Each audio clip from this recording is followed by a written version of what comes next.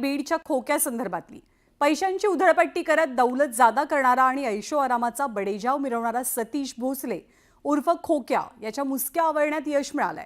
उत्तर प्रदेशातल्या प्रयागराजमधनं खोक्याला अटक करण्यात आली आहे। एका व्यक्तीला बेदम मारहाण केल्याप्रकरणी त्याच्या विरोधात गुन्हा दाखल केला गेलाय आणि त्याला उत्तर प्रदेशातनं बीडमध्ये आणलं जातंय।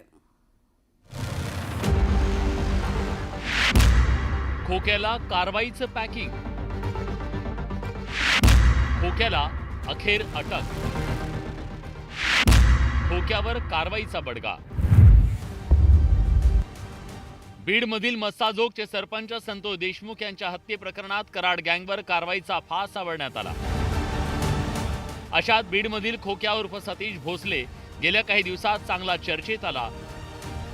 कधी पैशांची उधळण करताना, कधी हेलिकॉप्टरमधून उतरताना, तर कधी वाहनांचा ताफा घेऊन जातानाचे खोक्याचे अनेक व्हिडिओ सोशल मीडियावर व्हायरल झाले।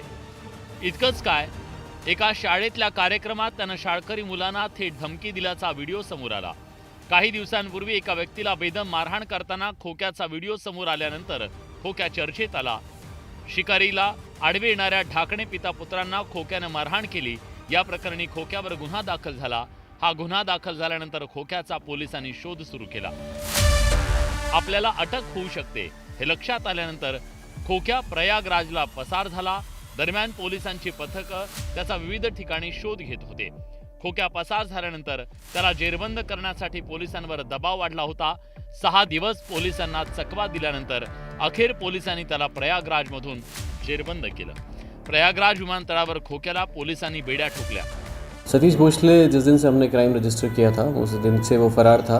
उसके पीछे हमारी पुलिस उसकी हर एक लोकेशन, हर एक उसके मूवमेंट पे हम पीछा कर रहे थे। फाइनली उसका पीछा करते करते हमारे को प्रयागराज में उसकी लोकेशन मिली और यूपी पुलिस के साथ कोऑर्डिनेशन में रह के हमने उसको प्रयागराज से अरेस्ट किया। खोक्या हा भाजप आमदार सुरेश धस यांचा कट्टर कार्यकर्ता।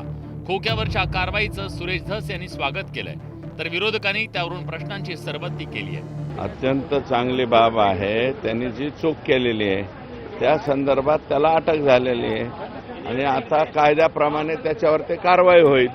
याचा अर्थ हा पडून गेलाच कसा, आणि अर्थातच जसं ह्याला पकडलं तसा त्या कृष्णा आंधळेलाही पकडा, हीच आमची विनंती आहे या सरकारला।